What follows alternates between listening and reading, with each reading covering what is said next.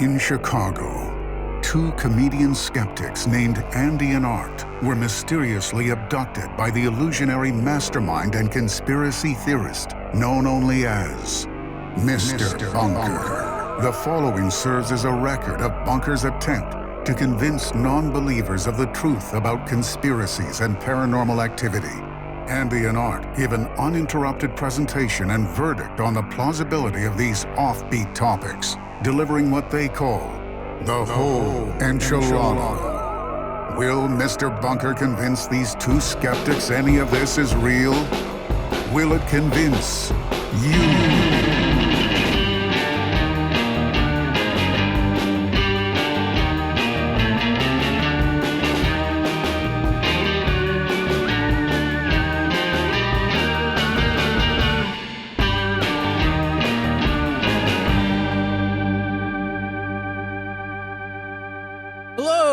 Welcome to Mr. Bunker's Conspiracy Time podcast. As always, I'm your co-host, Arthur Stone, and with me as always is your co-host, Andy Hart. Hi, everybody. Here we are again. Hi, Andy. Hi, Art. Folks, we here at Mr. Bunker's Conspiracy Time podcast and the titular Mr. Bunker, we always strive, Andy, to give the listeners the whole enchilada. That's our goal. That's the directive we've been given, is deliver the whole enchilada. We want to give you guys the whole enchilada. So here's the sauce and the tortilla and the filling and the cheese. Andy, shortly after finishing and editing and mixing our first episode last week, and almost immediately after we published it online, the doors opened to the bunker, titular Bunker's bunker, and we were free to go. We got set free. We were let go. And it turns out we were in some rural area. I'm not sure where, if it was rural Illinois. You know, we're Chicago-based comedians and skeptics. And if we were in rural Ohio, rural Indiana, I'm not even sure where we were. It was rural. It was rural. That's a hard word to say. Yeah. It's rural. Rural. It's a real tongue twister. Sorry, I got all these cotton swabs in my mouth. There's a lot of cotton swabs down here. Yeah. They're not for eating, I don't think. No, it could be in a scenario. They taste good though. And we were just free to go, and we just went home. And boy, Andy, I don't know about you, but I felt like such a dummy that as soon as I got home, you know what I realized? We didn't try and figure out where the bunker was. We didn't take any information down about where it is or where it's at.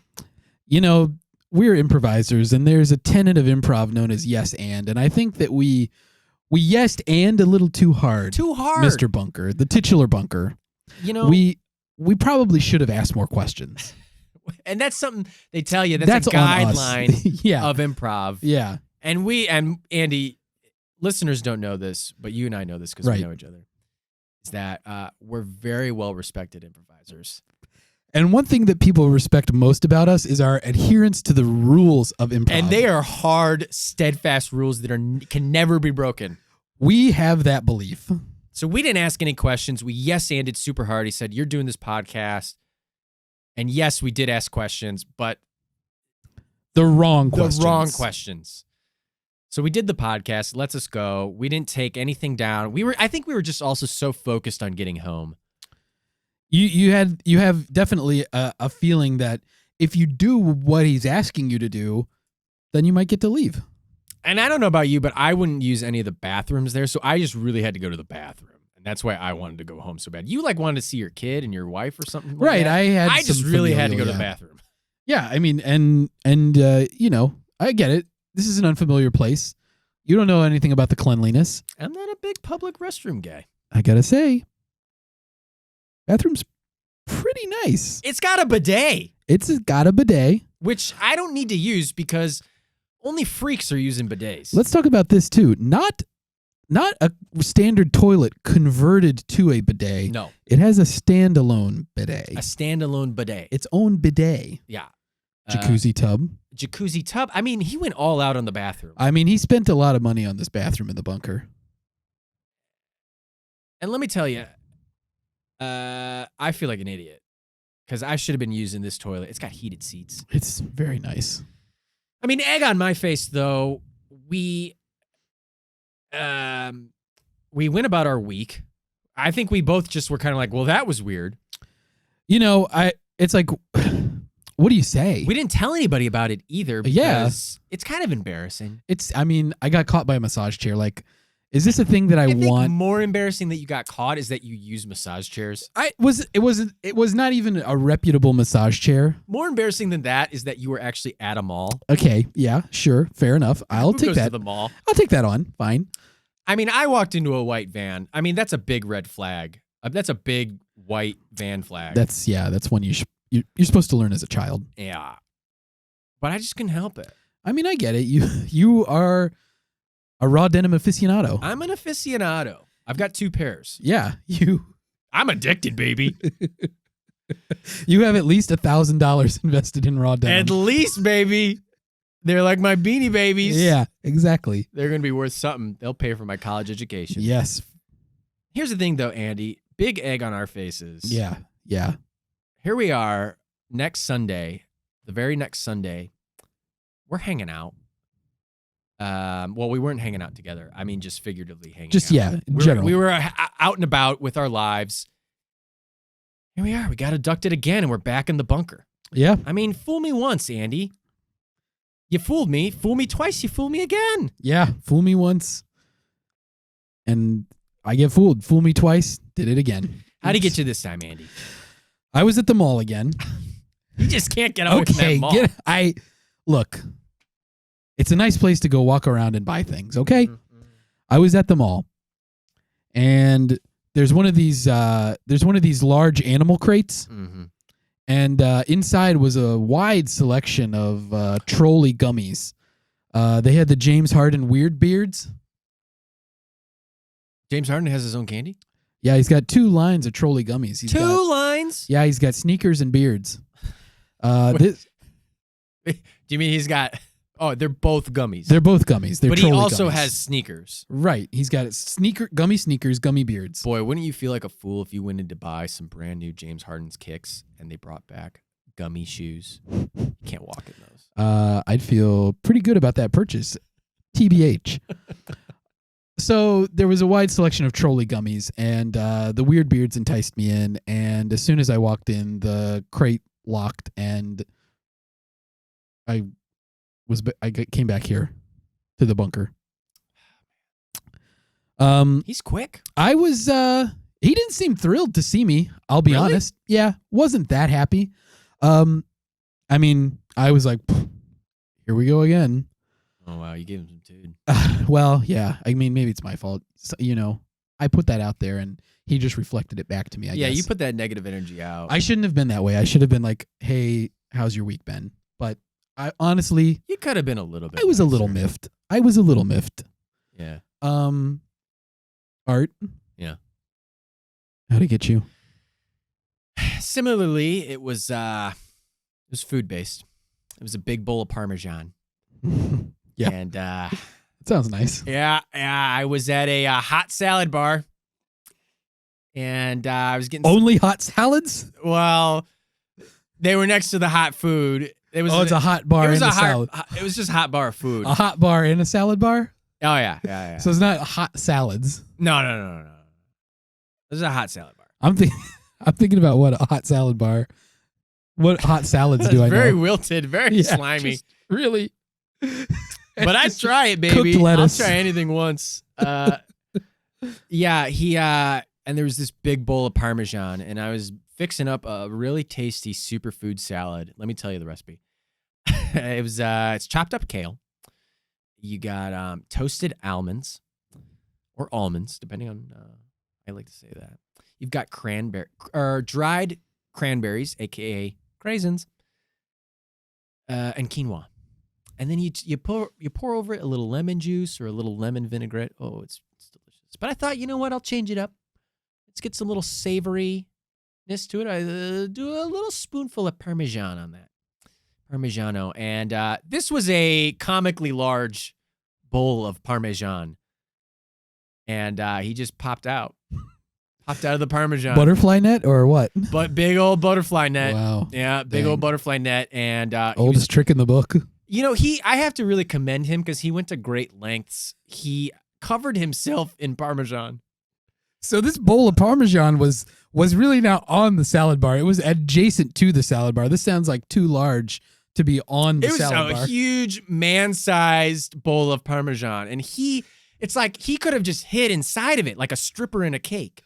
But instead of doing that, he also covered himself. He made like a head to ghillie toe. suit out of like shreds of Parmesan. That's exactly what he did. He Yeah. made a ghillie suit. This wasn't shredded Parmesan. This was Whole wedges.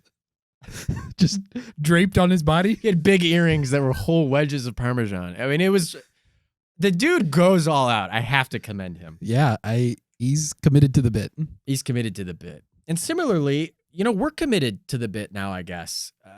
Yeah, here we are. He got us, so we're back here and we're going to do another episode. I mean, I'd have to imagine that if we do this next episode, then there's a chance we'll go again. That's true. And then we can put this incident all behind us. Like we've been idiots 2 times in a row, That's 2 true. weeks in a row. That's true. Like lesson learned. Lesson Right? learned. It won't happen again. And we will definitely this time remember to figure out the location and report him to the authorities because kidnapping is not. Adult napping is not. It's not. Adult it is a napping crime. is okay. Taking a nap, Yeah, is fine. but Abducting someone is not. abducting someone is That not. is a crime. I'm probably going to stop hanging out at the mall so much. I know, and I really shouldn't go to hot salad bars anymore. Yeah, I'm confused. The fact that a giant man-sized bowl of Parmesan didn't. You know, Raise it your was suspicion. a sizzler too, and that Yeah. really raised suspicions because I'm you not don't sure- see sizzlers. I don't think that anymore. exists anymore. No, they might exist out west, but out here in the Midwest, no. No, And, I you know, don't I think so. really, I should pay more attention. Yeah, I think. Were But, there a you lot know, of customers? It in was this Sizzler? empty. Yeah, It was empty, and I thought, you know, that's there's weird. a lot of red flags in this one. Big red flag. Yeah, I mean, okay, so I shouldn't have walked into a huge animal crate. Granted, but there was some incentive. I mean, they were real weird beards. I ate a bunch of gummies. You're not the only one at fault here. Yeah. Okay, Yeah, the a trap lot of was set. people are going to Takes- walk into a large animal crate. Takes two to be caught in a Takes trap, two to right? tango. Someone to set the trap and someone to get caught in it. Right. You know, speaking of human behavior, because we're just humans. All we are. The topic that the titular bunker, wants us to discuss today, Andy, is one that you really were drawn to. It's human evolution and human hybrids. Yeah, he wants us to dig in to the nature of human beings. Right. He's skeptical about the established story for the development of human beings. He thinks there's more to uncover here. He doesn't think that we're dealing with an entirely natural process. Without going too much into it, because we'll go into it in the presentation, but when you say the established story of human beings, you mean that we came from monkeys, apes. Sorry. Right. I apologize to all of our monkey listeners. Yeah. Chilling at the zoo all of the- or wherever you are in the world. There's lots of different kinds Gibbons and marmosets of listening. Gibbons, marmosets, Yeah, the baboons. the popular scientific hypothesis that human beings and apes are descended from a common ancestor, and that at some point through processes of natural selection, human beings came to be and split off from the ape family tree, in a sense, became its own branch. And we have common ancestors that you learn about frequently if you take an anthropology course in a university or online. You know, you'll learn about common ancestors. Like I think one was named Lucy. Yeah, I think There's all these missing links. I believe Lucy is an ancient human ancestor, Australopithecine, perhaps. No, thanks. I don't have a cold. Gesundheit. But there's all these missing links. So, you know, and I think with everything, with all conspiracy theories, there's always, whenever there's some missing information, baby, they got an answer for it. And we found out a lot of really interesting stuff, I think, Yeah. doing this research. Yeah. I mean, and there's a lot of implications on the future of humanity from in this topic, because evolution's not a process that's stopped, That's right. in any sense. It's not a thing that ends, it's ongoing. So, a lot of times the past tells you about the future. The past does tell you about the future, Andy, and I think it's about time we jump to the future and we give the listeners the whole enchilada on human evolution. What do you say? I say, let's bring out that platter and let's serve up some enchiladas. Human evolution, baby.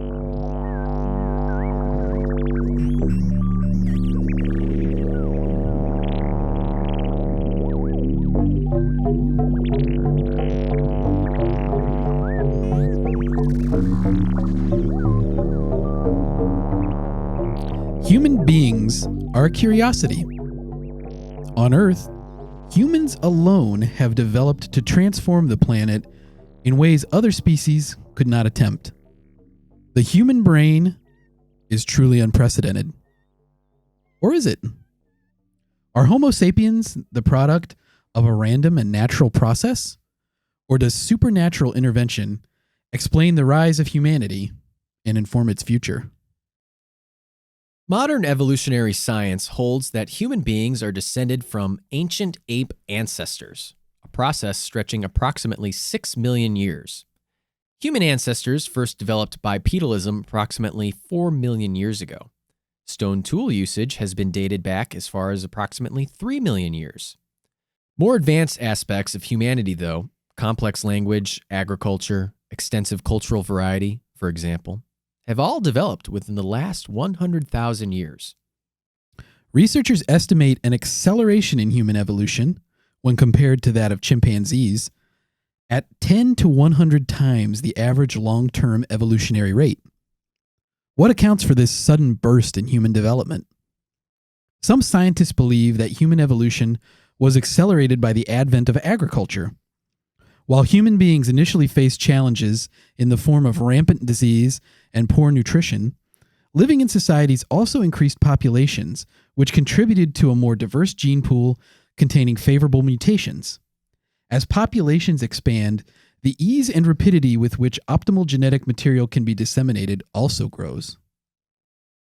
Some scientists have also suggested intergroup conflict and environmental factors as key drivers of increased evolutionary rate. Other researchers, however, believe that forces from beyond Earth may have played a role in the rapid development of humans. The Judeo-Christian tradition suggests that heavenly beings may have spurred human evolution through direct breeding. In the King James Bible, Genesis chapter 6, verses 1 through 4, it says, "And it came to pass, when men began to multiply on the face of the earth, and daughters were born unto them, that the sons of God saw the daughters of men, that they were fair, and they took them wives of all which they chose. And the Lord said, My spirit shall not always strive with man, for that he also is flesh, yet his days shall be 120 years.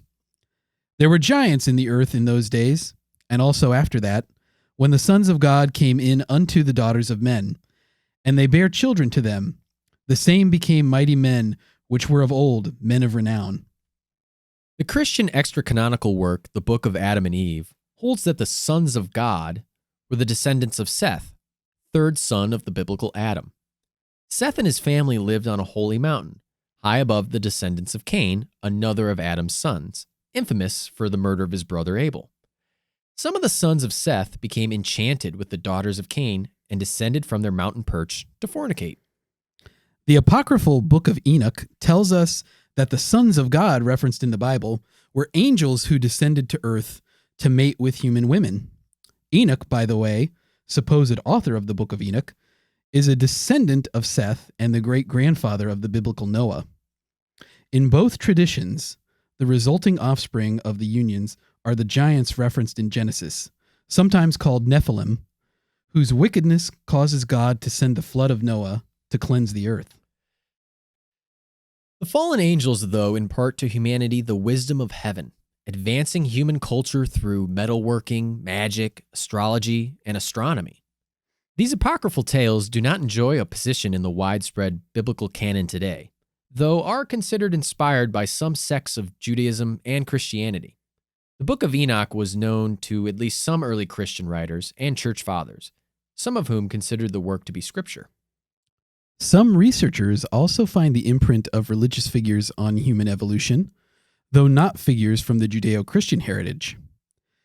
Zechariah Sitchin proposed that Sumerian deities, the Anunnaki, were responsible for human evolution.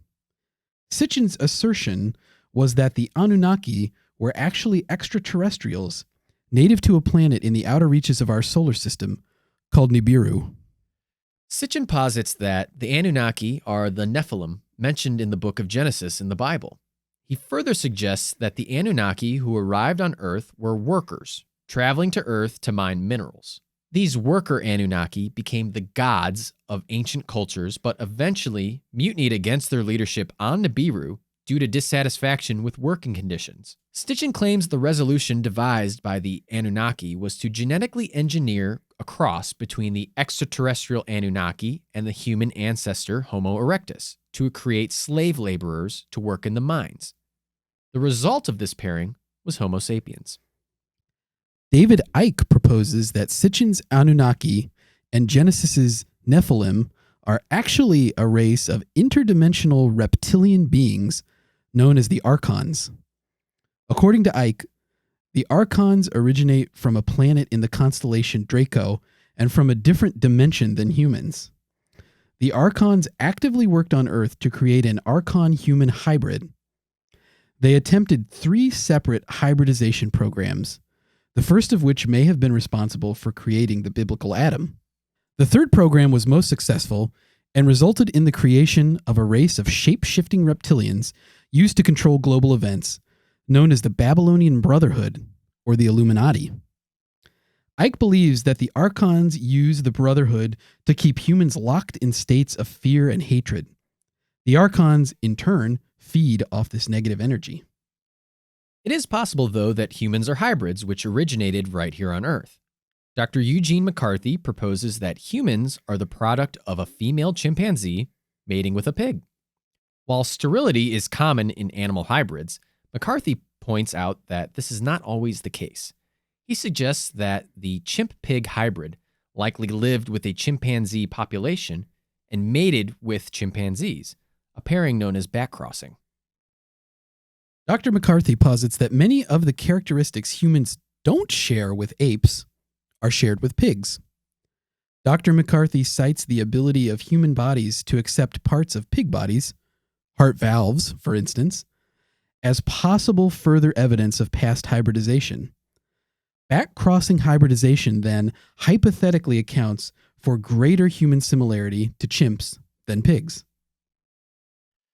In the course of his research, Dr. McCarthy has collected a number of accounts of possible human hybrids, ranging from those with more reliable accounts and evidence, human pig, human dog, for example, to less reliable, human seal, human lion. While these reported pairings have yet to be genetically proven, photographic evidence exists which appears to show some discovered hybrids, such as piglets, with human-like facial features. Scientists recently created human-pig hybrids in hopes of furthering research into growing organs available for transplant. Even more recently, a team of scientists created a sheep-human hybrid, also with organ-growing potential. These hybrids were never brought to term. While the medical possibilities are intriguing, ethical questions abound. Is it right to engineer a partially human creature for the sole purpose of harvesting its vital organs? What rights would such a creature have under the law? At least one scientist put aside the ethical ramifications and pursued creation of a human-ape hybrid. In the 1920s, Soviet scientist and artificial insemination expert Ilya Ivanovich Ivanov attempted to create a human-chimpanzee hybrid, sometimes called a humanzee, by inseminating chimpanzees with human sperm. Those experiments were abandoned after only a few unsuccessful attempts. Ivanov then decided to surreptitiously inseminate human females with chimpanzee sperm. This experiment was not ultimately performed. In 1981, Ji Yongjiang, a hospital head in China, claimed to have been a part of an attempted experiment to create a humanzee. Ji reports that the experiment was conducted in 1967 with an effort to impregnate a female chimpanzee with human sperm. The experiment was put on hold due to the Cultural Revolution, though. The scientists were sent to farm labor, and the chimpanzee died of neglect. Gordon Gallup, creator of the mirror self-recognition test for animal self-awareness, claimed an unnamed mentor told him about a human-chimp hybridization experiment which took place in Florida in the 1920s. According to the mentor, researchers successfully inseminated a female chimpanzee with human sperm. The pregnancy went full term and resulted in delivery of an offspring. After living a few weeks, the scientists began to consider the ramifications, however, and the infant was euthanized. With human evolution rapidly progressing, which characteristics will define future generations of humans? What, if any, influence did forces outside Earth exert on humanity's past? And how will they impact its future?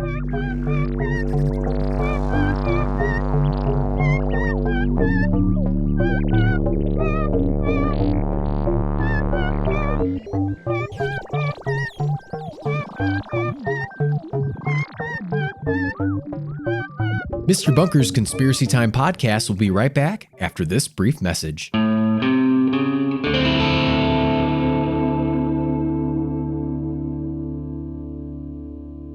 Hey, Bunk Funkers! This is Andy, and I'm here with my co-host, your co-host, Art. And we're coming at you today to let you know that we launched a Patreon.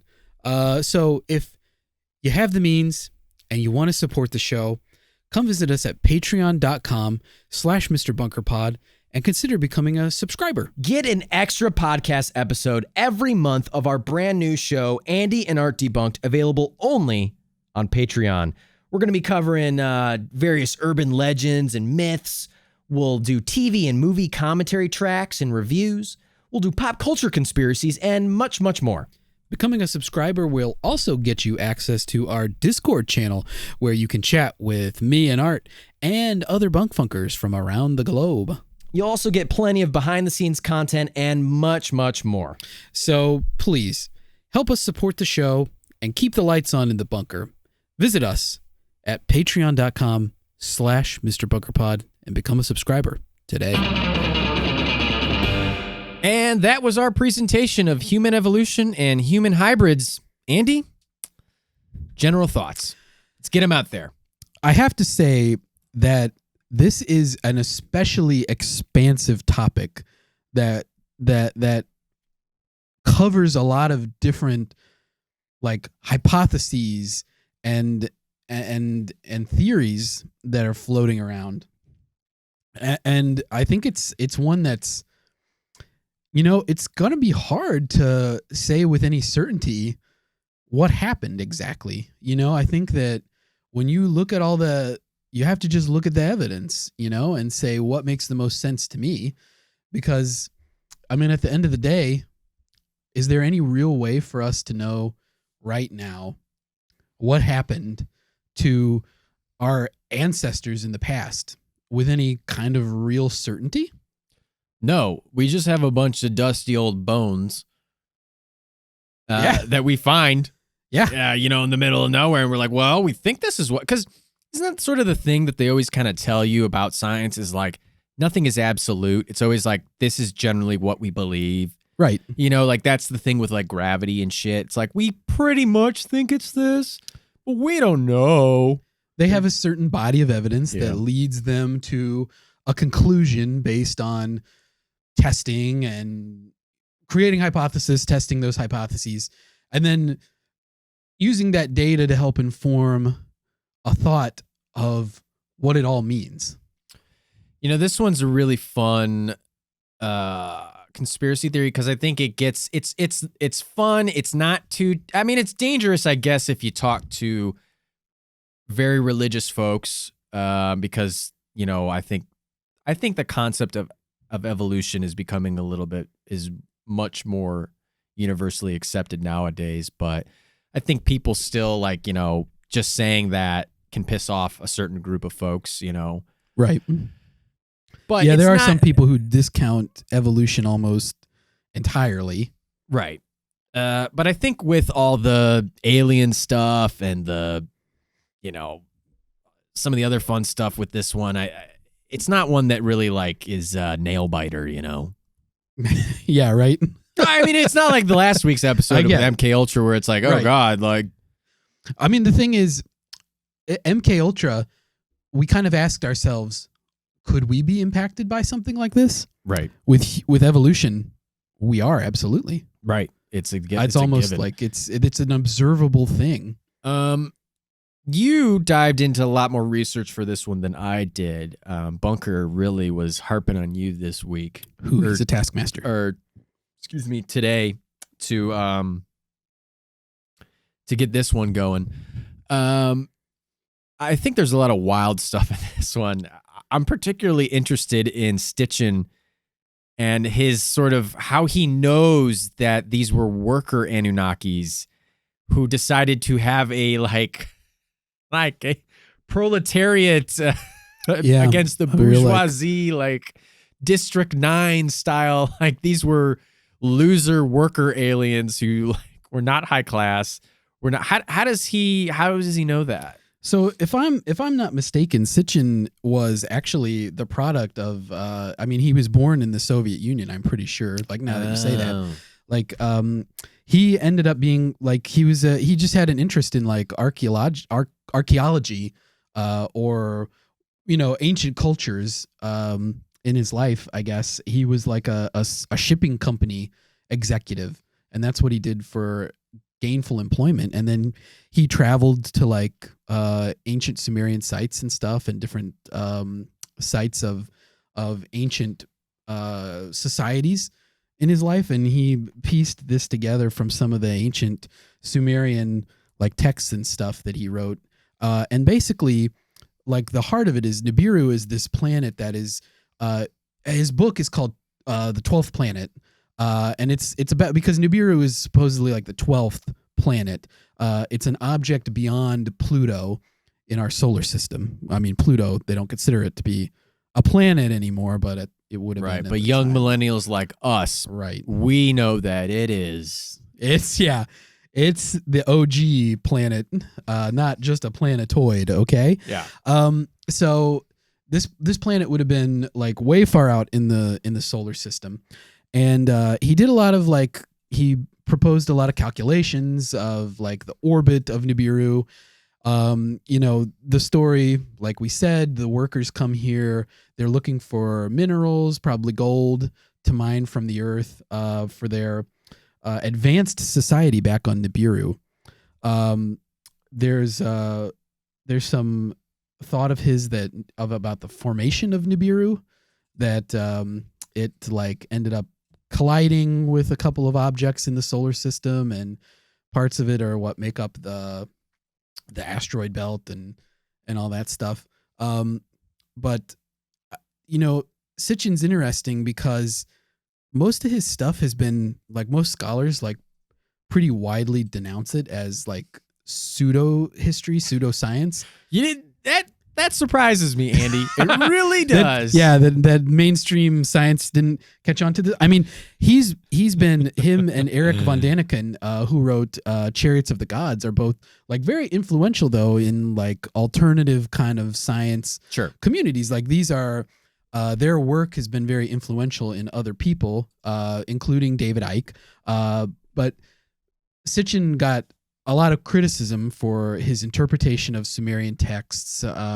He got a lot of criticism for his assignment of the deities to the planetary objects, because a lot of researchers feel like these are very well established by the Sumerian culture, and he sort of just picked whatever he wanted, like that helped like support his thing.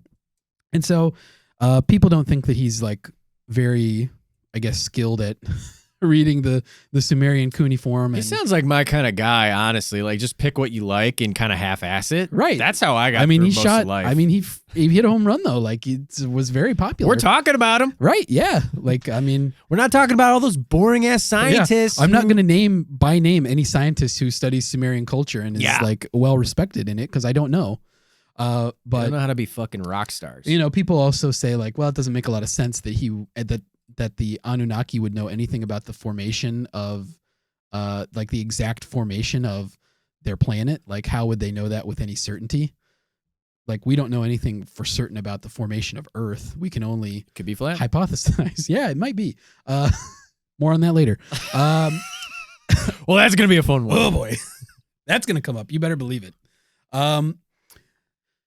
But yeah, I mean, it's an interesting hypothesis because obviously it gets to the heart of that like hybridization thought that humans, because I think there's a general feeling amongst some people who don't necessarily agree with the scientific interpretation, the like mainstream science interpretation of evolution that, what do we talk about? Right. It's not linear. Yeah, certain developments took a long time. Right. Like there's minor evolutions and then they build into macro evolutions. and then there's this burst in the Right. last like 100,000 years. Humans have absolutely been exploding. And there's not really a definitive answer for why that happens. Besides that, we fucking rule. Right, that we're freaking cool as hell and we'll kick flip on any other species on this earth. We're so radical, Freaking dude. ollie off of a chimpanzee. Oh yeah. But that burst in development makes a lot of people skeptical that the accepted scientific the scientific approach only yielded X number of results for like 5 million years, and then all of a sudden all these things happen. But it's an interesting argument to say that human beings started living in societies. There was agriculture, so there was more ready access to food. People had to work less hard to like get sustenance. So even though our bodies weren't attuned to that at the time, and actually scientists say that when people started living in societies driven by agriculture, that brain size shrunk, human size shrunk, like people got smaller, their brains got smaller. But then as the body developed, as humans evolved to be able to effectively use agricultural products, then it really took off. Interesting. Brain size takes off. We continue to grow. People get bigger all the time. But at first it wasn't, humans all living together. There were a lot of different populations. So people were getting exposed to diseases they'd never been exposed to. They had no immunity for it. A lot of people died. Our bodies, Black plague, yada yada yada. right? All this stuff. But our bodies eventually attuned to it, and a lot of that can be explained through, some would say, through a natural process, which is like there's natural mutations that occur in our genes, and favorable genetic mutations. When there's a larger group of people living together, those favorable genetic mutations can spread more quickly and more efficiently. So, whereas you can completely integrate maybe a favorable genetic mutation in just a few generations in a large human society, whereas, it may have been a very precarious thing that didn't get widespread in human populations when we were mainly nomadic hunter-gatherers. So this like coalescing of humanity almost makes the evolutionary rate go higher and higher. Right. It's kind of like the scientific explanation for it. But it's an anomaly. I mean, It is. obviously, as you heard, like chimpanzees don't evolve at nearly the same rate. Nothing today. else is. I mean, is that really? That's kind of the thing. It's like, yeah, it's like, why hasn't anything else evolved And to this rate? I think probably the scientific answer is that, well, no other creature on Earth builds societies with the breadth of qualities, characteristics, genetic traits that human beings build. That, the population is so wildly varied genetically that it's there's more diversity already in the gene pool than in some other species. And then we continue to expand that diversity, and that makes everybody advance more rapidly. You know, there's a lot of really interesting stuff with this, especially some of the biblical stuff about these giants. Yeah. They used to walk amongst us and populated with us, and they were actual giants. These were actual giant people. Yeah, not every Bible interpretation you'll read says the word giants. Oh. Some say Nephilim, and it's like, I think there are some biblical scholars who will say that these are like maybe fallen angels or some other thing, but there's pretty good tradition. I mean, the Book of Enoch and the Book of Adam and Eve, which are apocryphal works, like they both sort of say the same thing, that there's some being closer to God who comes to earth, has intercourse with humans. Hell yeah. And it creates this race of giants. Hell yeah. And like in all the traditions, the giants are bad. Like they're obnoxious. They do bad things. They're cannibals. Oh, jeez. They use up all the resources on Earth. Fuck these guys. Yeah, and this is what like God says is like, this is why humanity's gone astray. Like these giants, people are doing bad. The giants are making everything bad. I just have to start over. Oh, he's like, I fucked up. I shouldn't have sent this shit to fuck with you guys. Literally fuck you guys. Yeah. My bad. Let me hit reset. Let me fucking start it all over, baby. We're going to do it right this time. Yeah, however you want to read into God's intention there, it's like at some point he gets to the stage where he says, this is not good anymore. I need to flush it all out. It's like a clog in the drain. I got to flush it and things will run smooth. And so that's the flood of Noah. Like that's how we get to that point, is that Noah and his family are determined to be the only righteous people. And so they go on the ark and everything else dies. Wow. Although, there's like, obviously David and Goliath is a pretty famous story from the Bible. And Goliath is supposedly a giant. That's and right. A lot of these people, I mean, it's like they claim sort of in the Bible, there's like some ancestral heritage back towards some of these like people of renown from like the olden times. So what kind of giants are we talking here, though? Because, like, there are still giants who walk amongst us. Like, people like the Mountain from Game of Thrones. That dude is tall as fuck. Yao Ming is tall as fuck. He's taller than Shaq, who is also tall as fuck. Is like, yeah. So, what are we talking here when we talk giants? Are we talking, like, above double digits in height? I don't know. It's hard to say because, like, if you think about it in a historical sense, yeah, authors of the Bible, human beings, wouldn't have been like that big. They would have been small dudes. They probably would have been like 5-footish, like, because they were malnourished. Yeah, like probably a 6-foot tall person would have been like a really tall person. So we're probably talking like, I mean, probably like a person like Shaq or like a Yao Ming or a Mountain. A genetic would have been like anomaly. Yeah, it would have seemed like really bizarre to them. That would have been a giant. You know, when I think about all this, I of course think about myself. Right. As I am wont to do. Right. But I think like, I think humans are like so fucking good at adapting.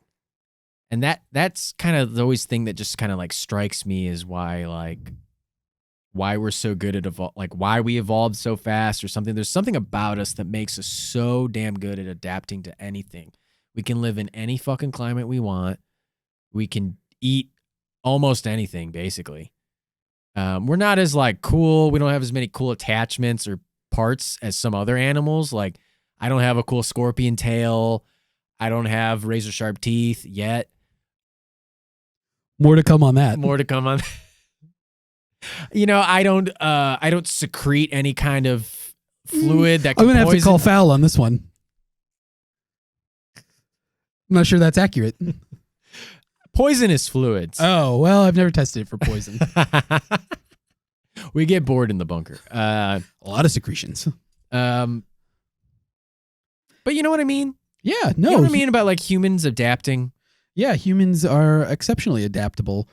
And, I think a lot of that it goes back to like some of it goes back to evolution too. Like some of the things that sort of that were good for us on the like plains of Africa, like coming down out of the trees, basically, Right. like have served us well. And Bipedalism helped us see over the grass. right, and it's sort of like been effective for us otherwise, because it's, I mean, how much easier is it for us to like carry things? So easy. Than say like, I can an carry ape. tons of groceries. right. And One like, time I carried a lot. apes have like relatively more strength than us, but we're set up baby. in such a way. Oh boy, do they ever? Do they ever? Those You ever been pinned by an orangutan? You ever fucking tried to out deadlift a goddamn gorilla? You can't win. It's rough. Ooh, their hamstrings. Oh boy. No, I know. Yeah, it's like something. We don't have their strength, but we have better adaptability. Right. Yeah. We're able to overcome problems in a better way. Yeah, and a lot of that is probably like enhanced brain function, which is really the ultimate question, I think, of human evolution, is like why of all things did our brain take this leap that other creatures didn't?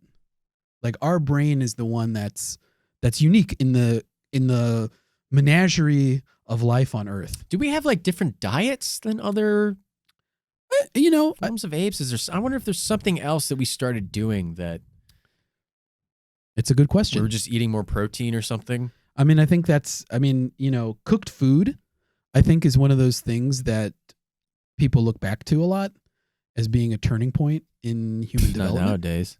Yeah. Fucking sushi Raw burritos. diets. What are you doing? Sushi burritos are fucking stupid. I've never had one. It's like the concept of sushi is fine, but then somebody had to fucking go and make it into a goddamn burrito. Like, it's way too much raw fish. It's fucking gross. Touched a nerve here. Sorry, I get pissed off about sushi burritos. Yeesh. I do want to touch a little bit on... Good segue. I do want to Smooth. touch a little bit on this human hybrid You're very program. interested in the hybrids, aren't you? I'm very interested in the I know hybrids. You are. I know you are. I think the evolution is just kind of like, whatever they say. It's like, it doesn't really change me. Does it change us? Does it change who we are? Like, it's kind of like finding out how the fucking sausage is made, or like Snapple or something. I don't know why I said Snapple. Like, I guess the ingredients in a Snapple. Like, it's like, I don't know why I went to Snapple. Shout out Snapple. Get a refreshing Snapple. I haven't had a Snapple in years. Time to give it another go. There you go. Yeah, I know you're interested in hybrids, and like Dr. Eugene McCarthy, he's a longtime like geneticist, genetic researcher. His hypothesis is that humans are a cross between chimpanzees and pigs. And Which I love. Right. I know you love pigs. Because listeners don't know this, but you know this because you know me. I know you. Yeah. I think pigs are awesome, and I know a lot of pig facts. Yeah. For example, pig can run a 6-minute mile. Pigs are great. Pigs are great animals. Yeah. 30-minute orgasm. They're amazing. Whether that's a pro or a con, that's up to you. That's up to you. Listener, tweet at us. Pigs will Let eat us almost know. anything. Oh, please tweet at us. Tweet at us Hashtag pig orgasm. whether you think 30-minute orgasms are good or bad. Pro or con. Lay it out. At Mr. Bunker Pod. Give us your best arguments. But Dr. McCarthy's work is pretty interesting. Yeah. It's all very hypothetical, because and this is the thing that I'm seeing with a lot of hybrids, is that there's a lot of speculation, right? but there's very little confirmation. Right. Like, especially with where human hybrids are concerned. Like, I've never seen a human pig. I've never seen a human dog. Right. If you go, we'll have the link to Dr. McCarthy's website. Right. Like, if you go there's a lot of like photographic evidence that purportedly You shows can do anything human with hybrids. photographs, though. But, the thing he cautions is that this stuff isn't been proven genetically. Like, Right. these creatures weren't tested genetically to prove it. I mean, theoretically, does it make sense? Yeah, it could happen. Human lion, the Sphinx. I mean, one thing on his, yeah, I mean, yeah, There could have been an ancient human lion. That's all I'm saying. there's a lot of, Egyptian culture has a lot of human or like animal hybrids. Anubis. Yeah. The sun god, is a like a hawk or something, right? Or an eagle. Yeah, and it's easy to chalk a lot of that up to being like mythology. Or they just liked animals. Yeah, exactly. But if you go also like again, Dr. McCarthy's compiled like a huge trove of like possible hybrids on his website. There are like reports from like the 19th century even of like a cow born with like a pig's head, like where it's just it's a very simple description, but it's like they put this in the newspaper. Yeah. So it's like clearly somebody's you saying, see that kind of this. snake oil Ripley's Believe It or Not shit all the time, Sure. where it's like, this is a mermaid. It wasn't. It was a monkey's body sewn on a fish. Right. This is a double fish, or this is Yeah. like a double mermaid, which is just a fish. But you got to think that like maybe a cow got bored and fucked a pig, So some Charlotte's Web shit was going down and cow fucked a pig, and there are some, and I could think that they could breed, right? yeah, there's some stuff out on the Donkeys internet exist. of like different animal species having sex with each other. Horse zebras, zorse, That's a real hybrid that's been created before. just kind of happens. I mean, mules are hybrids. Mules are hybrids. It's a horse and a donkey. But one thing that Dr. McCarthy brings up is like this idea of sexual imprinting when you're developing as a juvenile. For all animals, apparently animals, whatever type of animal they're most exposed to at this time when they're developing like their sexual, I don't know what I want to say, but developing sexuality in the body. Adolescence, Right, puberty. right. Coming of age, I guess, in an animal sense. Hell yeah. Like if you're a dog and say You're a around sheep, teen. You Yeah. start listening to Nirvana. right? You get kind of angsty. You don't want to listen to mom and dad anymore. You're like, no, mom. I'm Yeah. a fucking lion. I'm gonna fuck a sheep. Like You know how teens are. teens, Oh, he's talking about these fucking teens. sheep.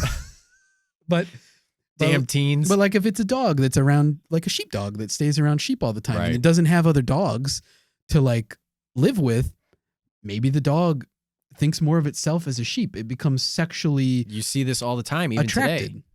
You can find that shit on Reddit, and people think it's cute. Right? Yeah, exactly. Little deer starts living with a fox, or like whatever. Yeah. You know what I'm saying? yeah, It's if- abandoned. If you're abandoned and like a mother animal of a different species takes you on and suckles you and raises you, you grow up in that population. It's only natural that you might be sexually active with a member of that species. So, I mean, his thought is that maybe this was a baby pig that a chimpanzee mother picked up, raised as her own or something, and it lived with chimpanzees. It mated with a chimpanzee. The offspring then mated with chimpanzees. It was a chimpanzee population. So there continues to be this back crossing with chimpanzees. Human beings are pretty close to chimpanzees, but there's a lot of stuff we don't share. And in Dr. McCarthy's opinion, a lot of that stuff is shared with pigs. So I'd like, be down with that. yeah. I think human monkey pig, human ape pig, man, that's kind of the way to go. It's kind of a compelling argument. It's badass too, man. I already stated, listeners now know that I am a big fan of pigs. Can I throw out a little more evidence at you though? Okay. So, we mentioned sterility.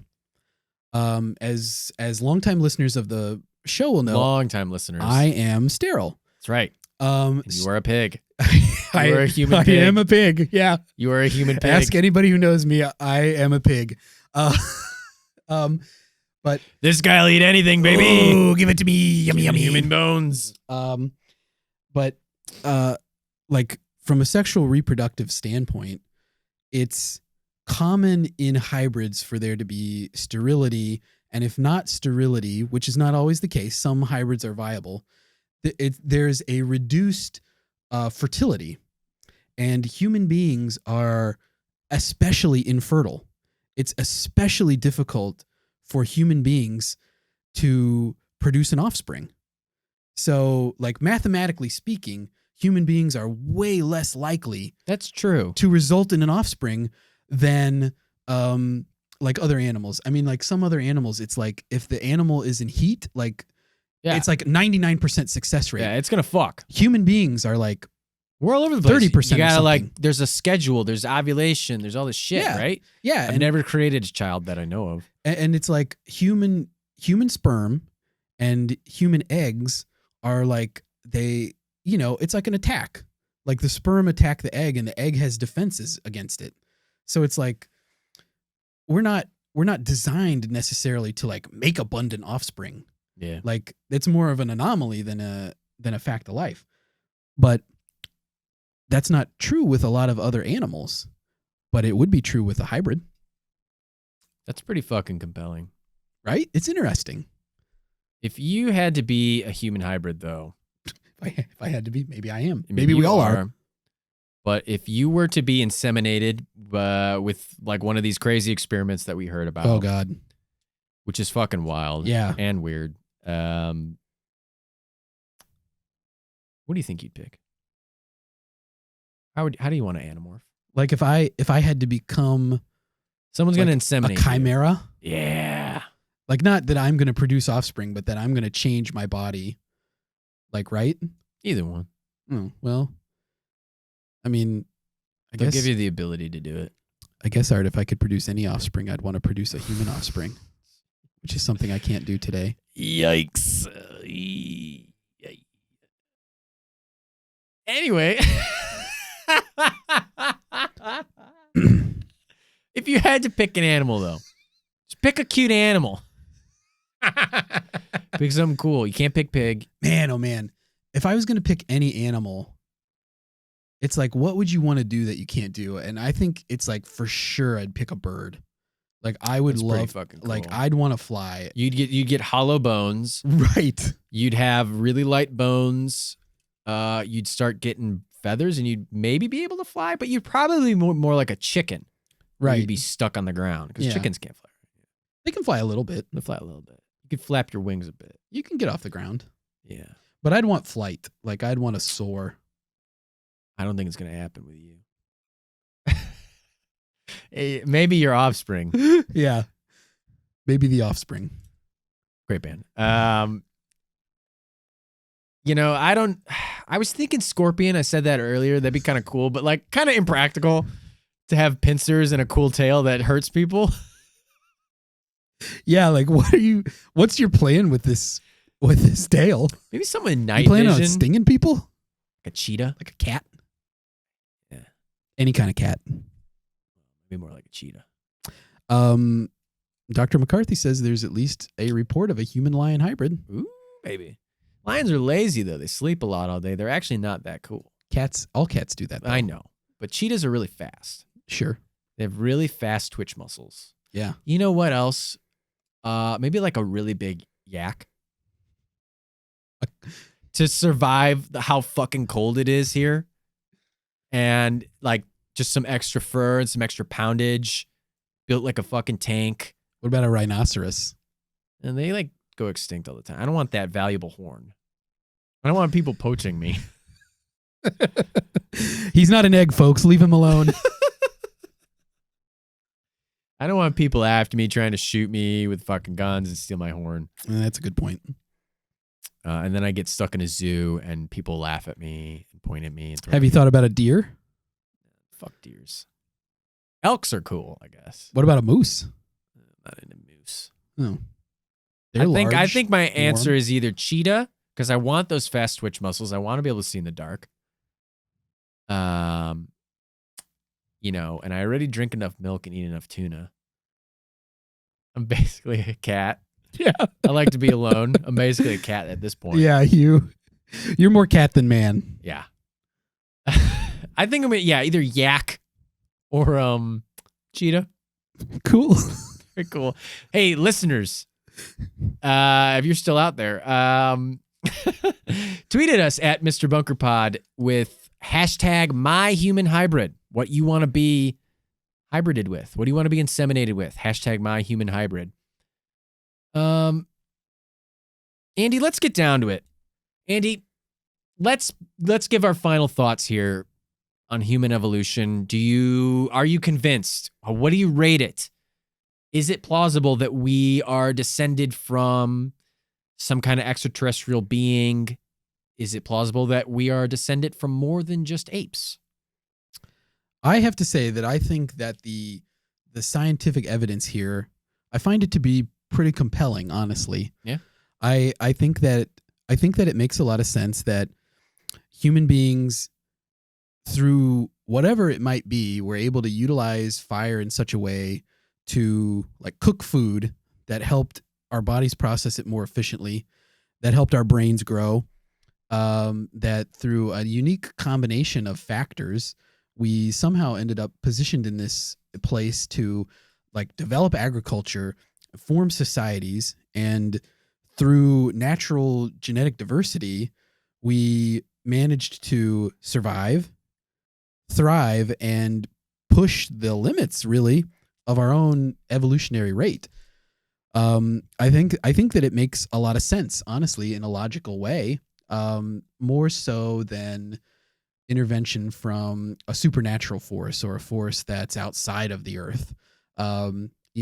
Sitchin's work is like cool. It's cool. It's interesting. It just doesn't seem to like hold water from a historical perspective. And Ike's work again is like interesting thought food, but I'm not sure that it's so scientific. It's really more, I think his main point is more about our attitudes toward things. And, obviously the Bible brings up the Nephilim, but, if you're saying that they contributed a lot to evolution, theoretically they got all wiped out in the flood of Noah if you follow that timeline. So I'm not sure how much they could contribute to ongoing human evolution. So I think that the natural argument makes a lot of sense. And Dr. McCarthy's work is really interesting. I mean, I'm no geneticist, so I have no idea if it's accurate or not. But I mean, it's certainly, it makes, I think, to me, some sense. And I don't think it seems too far-fetched. Right. Like after reading some of the supporting stuff, I don't know that it convinced me, but I didn't say, well, this is just not true at all. Right. So it's very interesting. So from a conspiracy standpoint, I got to say I'm not convinced. On a scale of plausible to not plausible, I'm saying not plausible. Wow, you heard it here first, folks. A not plausible. I think I agree with you, Andy, on all the points. I actually think that the human chimpanzee pig thing hybrid ancestor is pretty logical, and that's fitting into that logical side of the brain. Human beings being these great adapters. I think it makes sense to me too, and I think as much as I think aliens would be cool, there's just not enough there yet. Until we fucking meet one, and they introduce themselves like we're the ones, guys. This is us. You dummies, we put those fucking pyramids here for you. What don't you get?